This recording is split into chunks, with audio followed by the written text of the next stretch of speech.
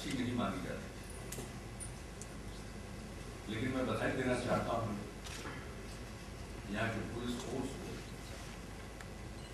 कि वातावरण बदला और लोगों ने बहुत ही प्रोफेशनल तरीके से यहाँ काम किया और उसका परिणाम सामने आया।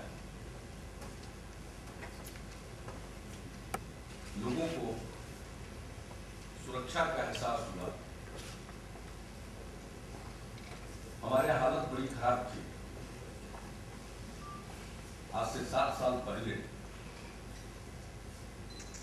लोग शाम होते घर लौट आते थे।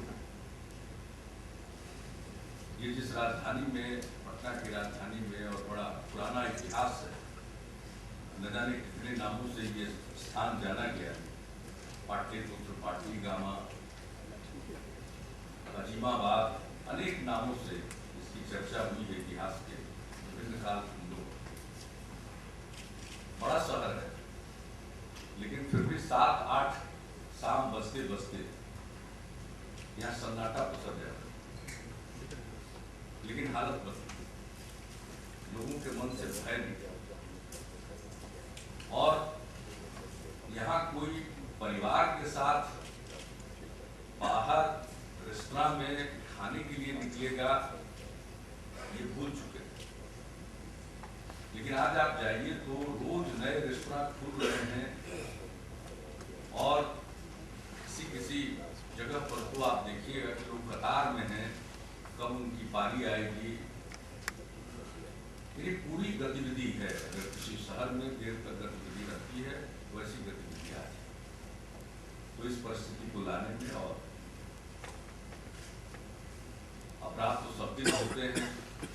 एक आदर्श स्थिति है जब अपराध होना बिल्कुल बंद हो जाएगा, लेकिन उस आदर्श स्थिति को हम अभी प्राप्त नहीं कर पाए। तो अपराध तो होते हैं, अपराध होंगे भी, लेकिन सबसे बड़ी बात है कि अपराधी पकड़े जाते हैं या नहीं, और उनको कानून के कटघरे पर खड़ा किया जाता है या नहीं।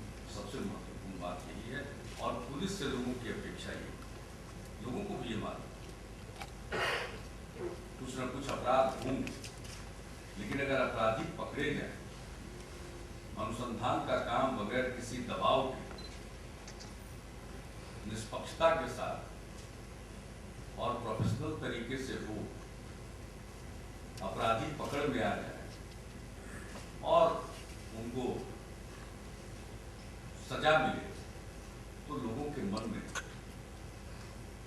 एक सुरक्षा का भाव पैदा होता है। और यही बिहार में हुआ। पिछले 7 वर्षों में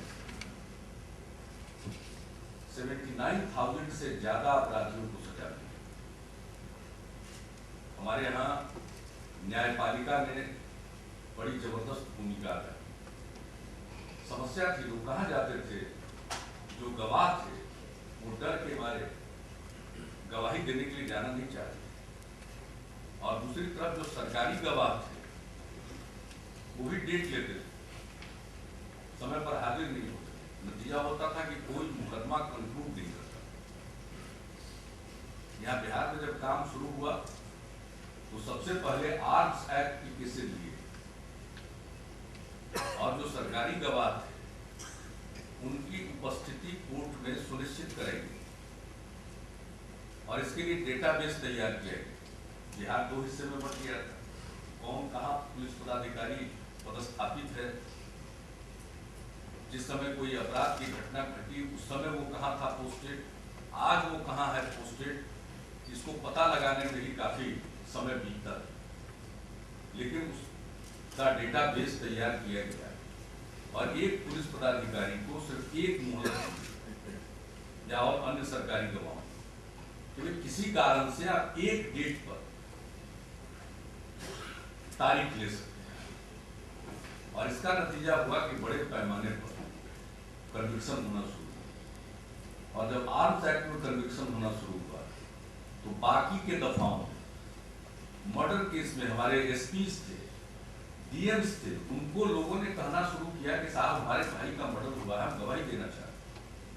ये एक वातावरण बना, और कोर्ट में नियमित रूप से कुछ तो जो हमारे हमारे यहाँ स्पीडी ट्रायल के कोर्स थे, स्पेशल कोर्स, वो तो कर ही रहे थे रेगुलर कोर्स में भी, और उसी का नतीजा है कि आज 79,000 से भी ज़्यादा लोगों को कन्विक्शन है। और शायद जो रेट ऑफ कन्विक्शन है बिहार में, वो तो आप लोग पूरे देश भर के लोग बैठे हैं, इन सब विषयों पर चर्चा करेंगे ही, तो शायद सबसे ज़्यादा। तो इसमें एक तरफ जहाँ पुलिस ने अपनी भूमिका अदा की, और दूसरी तरफ न्यायपालिका ने इसको अपने स्तर से मॉनिटर करना शुरू किया। आज उसका नतीजा है कि लोगों के मन में, अपराधियों के मन में कानून का भय उत्पन्न हुआ। अब इसको बनाए रखना, अब इन्वेस्टिगेशन के जो तौर तरीके, पहले तो मुख्यतः इन्वेस्टिगेशन बयान के आधार पर होता था। हम लोगों के यहाँ कोशिश होती है कि बयान के अलावा विज्ञान का सहारा। तो इन दोनों चीजों से आज इन्वेस्टिगेशन इम्प्रूव किया, और बहुत सारे ऐसे मामले वैज्ञानिक अनुसंधान के जरिए रिजॉल्व हो सके, जिसमें पुलिस को कुछ पता नहीं चल रहा था। और वैसे मामलों में, विभिन्न मामलों में भी हमने अपने, हमारा विधानमंडल का सत्र चल रहा है लेजिस्लेचर, और उसमें भी हमने हाल में कई उदाहरण बताए हैं, उनको जानकारी हमने कि किस तरह से साइंटिफिक इन्वेस्टिगेशन के जरिए कोई कीचड़ लगा हुआ है और उसके सहारे किस तरह से उसको पकड़ा गया। तो अनेक प्रकार से इसके बारे में तो डिटेल्स में चर्चा आपस में आप लोग करेंगे, एक्सपीरियंस शेयर भी करेंगे, तो उसका अच्छा नतीजा आ रहा है।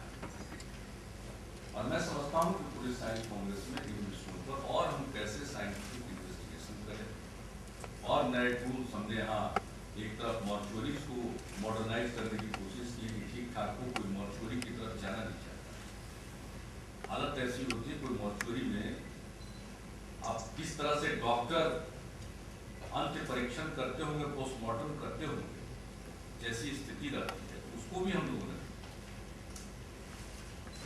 ताकि लोग सही मायने में पोस्टमार्टम ठीक से कर सकें। तो मॉर्चुअरी से लेकर बाकी जितने भी फॉरेंसिक साइंस लेबोरेटरी, उसमें जो नए उपकरण चाहिए, रोज विज्ञान का विकास होता है। अब जो अपराधी हैं या जो ऑर्गेनाइज्ड क्राइम है, तो नई टेक्निक का सहारा लेते हैं। विपन्स है, नए नए विपन्स उनके पास आते हैं, सोफिस्टिकेटेड विपन्स आते हैं उनके पास। फिर आज IT के दौर में साइबर क्राइम, तो इन सब चीजों का मुकाबला, जो हमारा परंपरागत तरीका है, वह तो अपने आप में है ही, वो तो कभी समाप्त होगा नहीं, लेकिन उसके साथ साथ अगर उसको सहारा मिल जाए साइंटिफिक टूल्स का, साइंटिफिक रास्तों का, साइंटिफिक तरीकों का, तो शायद अनुसंधान करने में और सहूलियत होगी, और जो मामले नहीं माने जाते थे कि रिजॉल्व होगा, वैसे मामलों को भी रिजॉल्व करने में सहूलियत होगी। तो हम लोगों के यहाँ ये सारी बातें चल रही हैं, और मैं समझता हूँ कि अनेक राज्यों में और भी अपने ढंग से बहुत काम हुआ, तो लोग शेयर करेंगे, अनुभव साझा करेंगे, और इसका कुल मिलाकर पूरे पुलिस संगठन पर फायदा। आज का दौर है पुलिस में, सामने नई चुनौतियां आई। अब पुराने समय की बात नहीं, अब पुराने लोग अपनी बात सुनाते हैं, कहते हैं कि साहब हमने तो इस तरह से लॉ एंड ऑर्डर को कंट्रोल किया। तो अब हालात वही नहीं। पहले कहाँ था मीडिया? प्रिंट मीडिया भी था, तो फिल्म वाला कैमरा, वो ब्लॉक बनता था लौट कर। और हम लोगों को याद है, 74 मूवमेंट में, JP मूवमेंट के एक्टिविस्ट थे हम लोग, तो उस समय मीडिया से वास्ता शुरू हुआ, तो जब कोई फोटो लिया जाता था तो फिर वो लौट कर जाते थे और बिल्कुल काले कमरे में किस तरह से उसका ब्लॉक बनाना और उसको करना। तो कहाँ था? अगर 3 बजे 4 बजे तक कोई इंसिडेंट हुआ तो भले ही उसका कोई फोटोग्राफ आ जाए, खबरें आती थी। कितने बजे तक की? 7 बजे तक की खबरें आती थी, डाक एडिशन। अब प्रिंट मीडिया की टेक्नोलॉजी में भी सुधार हुआ, विकास हो गया। अब तो किस तरह से खबरें बनती है, अब वो पुराना समय बीत गया जब भी प्रूफ रीडर हुआ करते थे। खैर कोई गलत विषय है कि जब प्रूफ रीडर हुआ करते थे तो ज्यादा शुद्ध छपता था। आजकल उसमें थोड़ा कट एंड पेस्ट के चक्कर कुछ अपने से एडिटिंग करनी पड़ती है, तो वो एक अलग विषय है। लेकिन टेक्नोलॉजी कितनी बढ़ गई, तो खबर प्रिंट मीडिया में आती है, अब इलेक्ट्रॉनिक मीडिया का तो रोज विकास हो रहा है।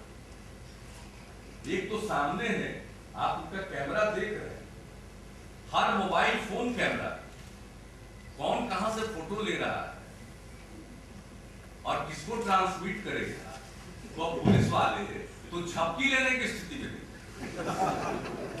झपकी तो इंसान लेता ही है। आप कहीं कोई थोड़ी देर के लिए भी सुस्ता गया और उसने झपकी ली, तो अगले दिन अखबार में खबर कि देखिए ये हमारे पहलुए, ये सो रहे, जनता कष्ट में। अब जो मीडिया में नई टेक्नोलॉजी आई है, इलेक्ट्रॉनिक मीडिया, प्रिंट मीडिया, उसके अलावा एक नया मीडिया आ गया, सोशल मीडिया, तो अब एक्टिव है और उसका भी इम्पैक्ट है। अभी एक जगह हमारे यहाँ एक बहुत दूर नहीं है पटना से, नालंदा जिले में बेगूसराय थाना है, वहां कुछ हुआ, पुलिस वालों ने कुछ किया, कोई पैंट शर्ट पहने हुए, हाफ पैंट पहने हुए कोई निकल गया जवान, और उसने किसी को कुछ किया होगा, भीड़ का कुछ था, लॉ एंड ऑर्डर की कोई समस्या थी। साहब एक व्यक्ति आए, हमारा उनको जानते यही के थे, पटना के वो इंग्लैंड गए थे, तो लौट करके आए तो उन्होंने बताया कि भाई जो ड्राइवर गाड़ी चला रहा था वो कहा साहब क्या हो रहा है बिहार में, क्या ठीक ठाक हो रहा है, तो कहा साहब ये पुलिस वाला जिधन से पीट रहा था, तो कहा तो उसको मालूम है कौन, लूसराय की घटना, और उसने नेट पर देखा, तो कोई खबर वो इलेक्ट्रॉनिक मीडिया में उधर से नहीं चली, लेकिन भाई सोशल मीडिया में वहां भी खबर चलती। तो आज का जो दौर है, अब वो पुराना समय नहीं है कि किसी को थोड़ा पीट पाट भी दिया तो किसी को पता नहीं चला, वो हर समय अखबार वाले थोड़ी मौजूद रहेंगे। लेकिन अब तो स्थिति ये है, अभी हाल की एक घटना, दो तीन साल पहले की घटना है, एक पॉलिटिकल वर्कर था, उसके गांव में कोई पकड़ाया, उसको लोगों ने पीटा, तो कुछ लोगों ने बुलाया, कहा कि तुम भी बहुत एक्टिव रहते हो, देखो ये गलती करते हुए पकड़ाया, तुम भी एक आध लाठी इसको मारो। तो बेचारा लोगों के साथ अपने को जोड़ने के लिए उसने एक आध छड़ी चलाई, ऐसी का वो बुलाने वाले ने फोटो ले ली, और वो ऐसा चला मीडिया पर कि 8-9 बजते बजते हम अखबार पढ़ रहे, और उसको बताया गया कि वो सत्तारूढ़ पार्टी का जनता दल यू का वर्कर है। तो सबसे पहले तो वो खबर मेरे पास आई, तो हमने पार्टी ऑफिस से पूछा ये है कौन, तो पता चला कि साहब पार्टी का जनरल सेक्रेटरी है जिले।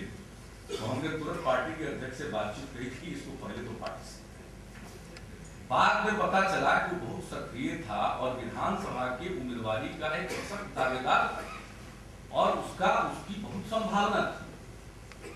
अब बताइए, चुनाव तो नहीं लड़ पाया, पार्टी से भी निकाला गया, और बाद में सबको मालूम हुआ कि नहीं मारने गया था, इसको प्रेरित किया कि 2 लाठी मारो, उसी का मोबाइल में कैप्चर कर लिया और उसका कुछ।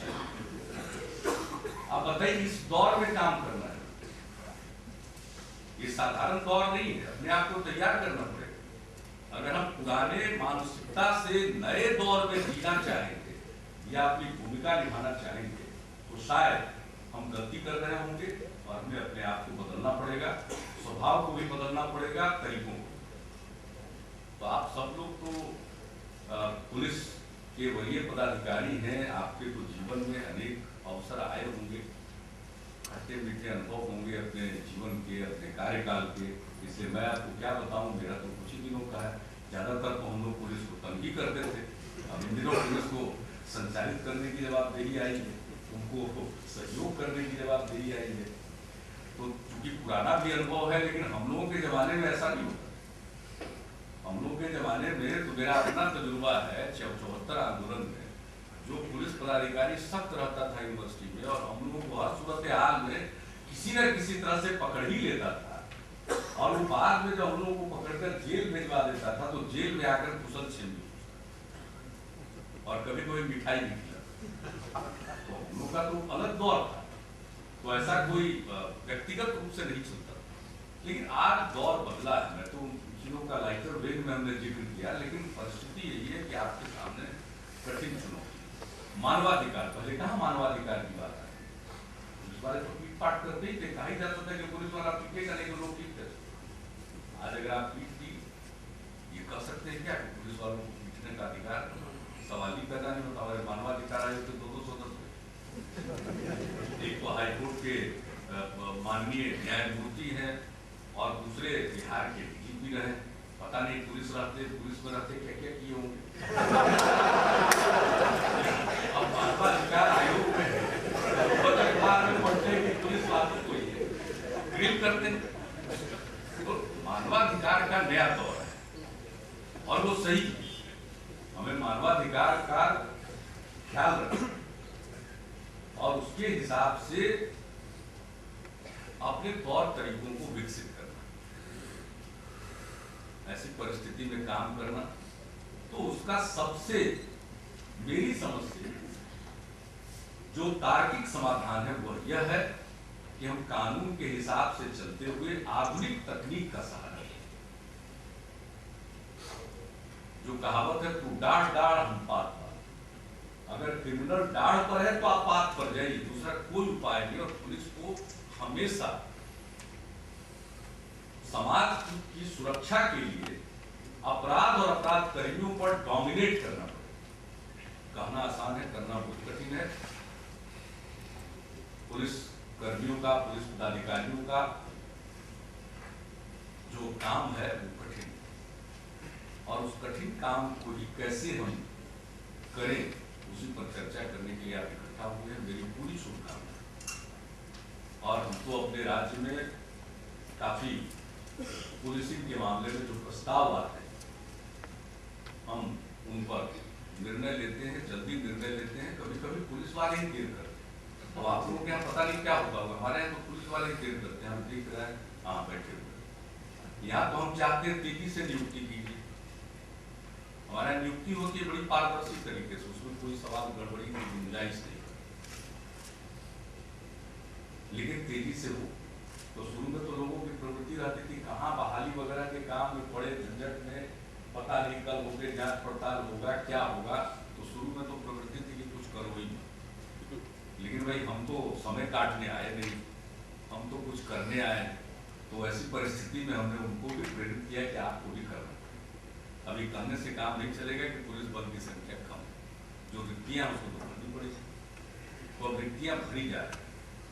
और हम लोगों ने भी बिहार में ये निर्णय लिया है, आज से 3 साल पहले हमने निर्णय लिया कि भाई कम से कम 1 लाख की आबादी पर 125 हो।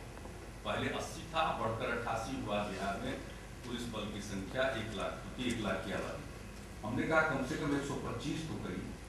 तो ऐसा करने के लिए 44,000 और पुलिस कर्मियों की विभिन्न स्तर पर बहाली की आवश्यकता थी। हम ही पीछे पड़े थे। कभी पुलिस वाले देर करते थे, कभी गृह विभाग में आया तो आमिर सुबहानी साहब को आके गृह विभाग के प्रधान सचिव तो IAC होंगे, कुछ उनकी कलम चलती। फिर लौट करके वित्त विभाग में जाता था, हमारे रामेश्वर सिंह बैठे हुए, उसका क्वेरी चलता था। और वित्त विभाग में कहा जाता है कि 5 अगर परीक्षा है, क्वेरी है, तो 1 बार मत करो, 5 बार करो। यही हमारे जो प्रधान सचिव अंजलि कुमार सिंह, वो फाइनेंस में भी रहे, वो भी बता रहे थे कि जब हम फाइनेंस में गए, IAS ऑफिसर लोग जब जाते हैं तो वहाँ के जो स्टाफ लोग हैं उनको बताते हैं कि सर एक क्वेरी 1 बार करें। अगर 5 तरह की क्वेरी आपको है तो एक ही बार 5 मत करें, ताकि कम से कम 8-10 महीना लगे। तो ये जहाँ फंडा हो तो फिर देर तो लगती ही है। तो होते हाथे फिर कब। लेकिन मुझे खुशी है कि 22 तारीख को यहाँ पुलिस सप्ताह समारोह शुरू हो रहा था, तो उस अवसर पर हमने सुबहानी साहब को कहा कि भाई 27 को ये पुलिस साइंस कांग्रेस है, उसके पहले ये लगभग 44,000 जो नियुक्तियों का मामला है वो कैबिनेट में आ जाए और पारित। तो मैं धन्यवाद देता हूँ आमिर सुबहानी जी को और रामेश्वर सिंह, 2 आदमी यहाँ पर बैठे हुए कि अंततोगत्वा कल हमारे कैबिनेट में आया, हम लोगों ने मंजूरी दे दी। अब 5 साल में वो सारी बहालियाँ करेंगे, प्रति वर्ष उसका 20% बहाली करते हुए, तो बिहार पुलिस के पास में ऐसी संख्या हो पाएगी अथवा जिनके संसाधन कभी कभी मैं ही कहता हूँ, हमको तो कोई पुलिस की ट्रेनिंग नहीं है, लेकिन हम ही कहते हैं कि अपना तजुर्बा दूसरी तरफ रहने का है, आंदोलन वगैरह का तजुर्बा है। तो हमने कहा कि भाई आंदोलनकारी अगर 50 है, 100 है, तो आप 200 रहिए और प्रेम से 2-2 आदमी मिल करके बस में बैठा दीजिए उनको। अब आप 200 हैं, आप है 15, आप है 10, तो आप पर तो हावी हो ही जाएगा। और पता चला कि इतना कभी कभी हावी हो जाएगा कि आप गिर जाइएगा तो पहले लाठी चलाना या टीयर गैस भूल जाइएगा, सीधे फायरिंग। तो ये नहीं होना चाहिए। पुलिस बल को पर्याप्त मात्रा में होना ही चाहिए, पर्याप्त संख्या में होनी उपलब्ध है। तो मुझे लगता है कि ये हो पाएगा। और एक और अच्छा काम हो रहा है हमारे यहाँ, जो सुप्रीम कोर्ट का आदेश भी है और पुलिस एक्ट में भी हम लोगों ने उसका प्रावधान कर लिया है। अनुसंधान का काम और विधि व्यवस्था संधारण का काम अलग अलग हो, तो इसके लिए हमने पटना शहर से काम शुरू किया अनेक थानों में और पूरे बिहार में उसको धीरे धीरे लागू कर रहे हैं। लेकिन उसके लिए इंस्पेक्टर स्तर के ऑफिसर इंचार्ज होने चाहिए, उसके लिए भी हम लोगों ने पोस्ट सैंक्शन किया। तो बेस्ट प्रैक्टिसेज हम अडॉप्ट करना चाहते हैं और मैं समझता हूँ कि हर एक राज्य किसी न किसी क्षेत्र में बेहतरीन काम कर। ऐसा कोई राज्य नहीं है जहाँ पुलिसिंग के मामले में अच्छे काम नहीं हो। तो ऐसे सम्मेलनों में हम एक दूसरे के अच्छे कामों को अंगीकार करेंगे, सीखेंगे क्या करना। अब एक तरफ क्राइम, दूसरी तरफ पूरा व्हाइट कॉलर क्राइम, अपराध, भ्रष्टाचार, ये समाज को खोखला कर रहे हैं, उनको भी पकड़ना पड़ेगा और ससमय पकड़ना पड़ेगा, वो भी कानून की गिरफ्त से निकले रहते। तो हम लोगों ने अपने यहाँ इकोनॉमिक ऑफेंसेज विंग को मजबूत किया। विजिलेंस को अपनी जगह पर है, लेकिन economic offences wing white collar लोग थे, बाहर थे, शराब का 2 नंबर का धंधा करते हैं, अन्य इसी प्रकार का। यानी हमने भी एक दिन आकलन किया और सब कुछ को देखा कि भाई हजारों करोड़ की उनकी इकोनॉमी है और ये 2 नंबर की इकोनॉमी है, काला धन है। तो आखिरकार इसका प्रयोग कहाँ होगा?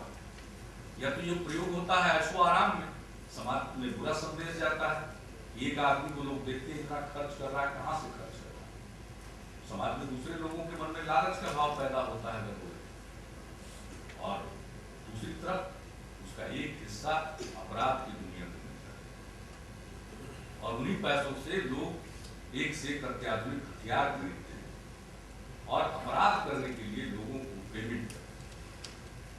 तो इस पर काबू पाना और अंततोगत्वा ये पुलिस के लिए भी चुनौती है। तो हम लोगों ने इस क्षेत्र में भी काम करना शुरू किया है और कुछ मामलों में अच्छी सफलता मिली है। तो ऐसे मामलों में भी अन्य राज्यों में भी, और इसमें टेक्नोलॉजी और साइंटिफिक इन्वेस्टिगेशन ही काम आएगा। तो इन सारी चीजों पर मैं समझता हूँ कि आप सब गहन विचार विमर्श करेंगे और इसका लाभ सभी राज्यों को मिलेगा और जब बिहार में हो रहा हम लोगों को भी मिलेगा। और आप सब बिहार आए तो यहाँ पर आए हैं, पहली बार आए, जानकर मुझे आश्चर्य हुआ है कि पहली बार आए। जब पहली बार आए हैं तो मैं यही चाहूँगा कि आपका एक्सपीरियंस अच्छा रहे।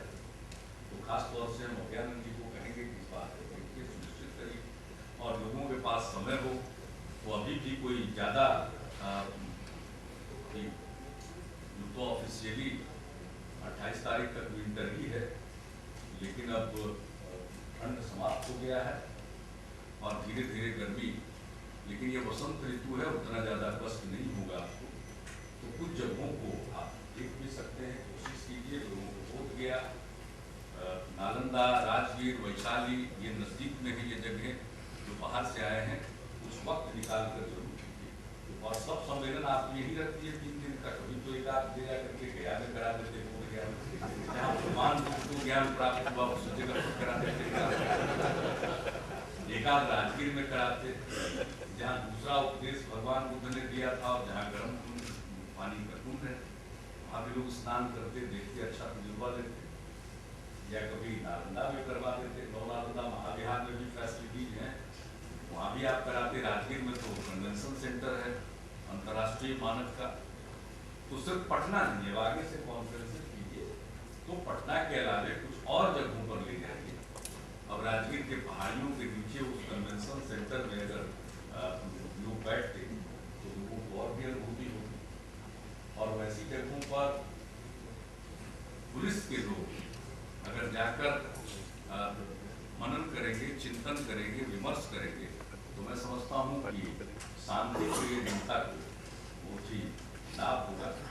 तो आज को मैं आप सबको अपनी शुभकामनाएं देता हूँ कि आपका ये कॉन्फ्रेंस कामयाब हो, और मैं यही उम्मीद करता हूँ कि आपके लिए जो हमारे पुलिस पदाधिकारियों ने काम किए होंगे वो ठीक है। हमने इनको कहा है कि जब बाहर से अतिथि आए तो अतिथि देवो भव, कोई कोताही मत करिए, और उनको इस बात का एहसास नहीं होना चाहिए कि बाहर आए हैं, उनको ये एहसास हो कि हम अपने ही आए। और ये आप सब लोगों की जगह, ये जहाँ पर आप आए हैं, ये पार्टी 2500 साल पहले तो पूरे देश का एक केंद्र था, तो आप अपनी ही जगह पर आए हैं, पराई जगह पर नहीं आए हैं, और ऐसा ही महसूस करेंगे।